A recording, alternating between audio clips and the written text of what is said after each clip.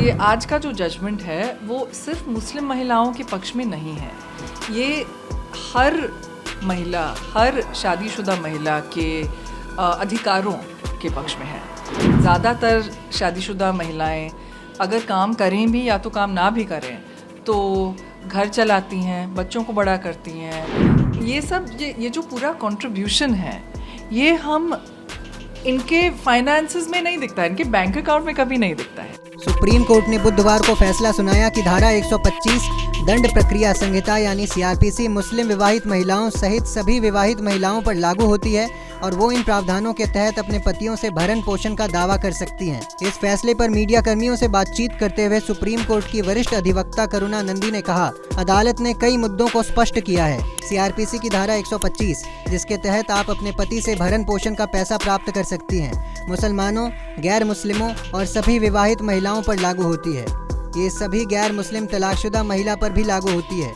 जहां तक तलाकशुदा मुस्लिम महिलाओं का सवाल है, अगर मुस्लिम महिलाएं मुस्लिम कानून के तहत विवाहित और तलाकशुदा हैं तो सीआरपीसी की धारा 125 के साथ साथ 1986 अधिनियम के प्रावधान जो शरिया कानून का संविधाकरण है लागू होते हैं। मुस्लिम तलाकशुदा महिला के पास विकल्प है कि वो दोनों कानूनों में से किसी एक या दोनों कानूनों के तहत उपाय तलाश सकती हैं। ये आज का जो जजमेंट है वो सिर्फ मुस्लिम महिलाओं के पक्ष में नहीं है। ये हर महिला, हर शादीशुदा महिला के अधिकारों के पक्ष में है।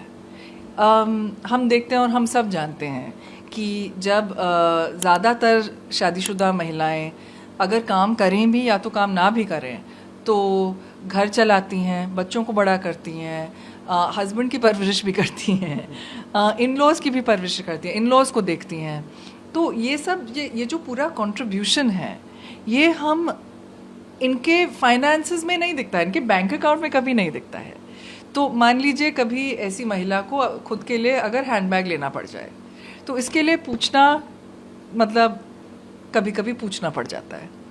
अगर डिवोर्स हो जाए, अगर डिवोर्स तक हो जाए तो फ़िलहाल अभी जो रूल है वो 1/3 या 1/3 या 1/5, 1/3 to 1/5 है कि 1/3 to 1/5 उनको मिलेगा, लेकिन इतना भी कई बार नहीं मिलता और इतना भी मिलने के लिए लंबी लड़ाई लड़नी पड़ जाती है।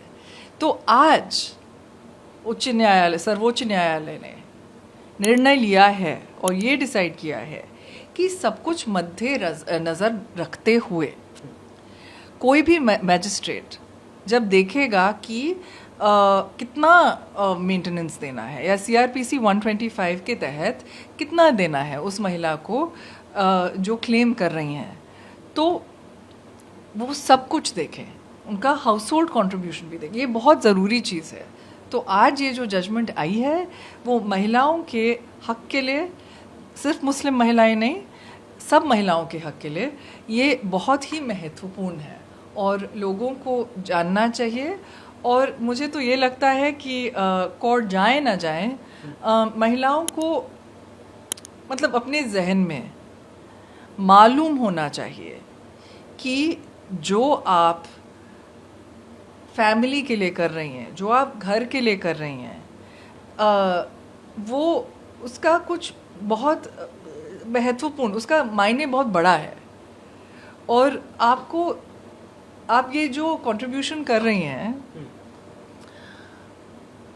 इसका कुछ फाइनेंशियल रिजल्ट भी होना चाहिए ताकि आपको हिचकिचाना ना पड़े। अगर आपको कोई छोटी सी चीज़ चाहिए या तो आपको खुद के लिए वो सिक्योरिटी चाहिए या तो आपको वो जो कंट्रीब्यूशन है आपको लगे कि वो फाइनेंशियल कंट्रीब्यूशन आपको मिले और उसमें से आप घर में कंट्रीब्यूट, उसमें से आप घर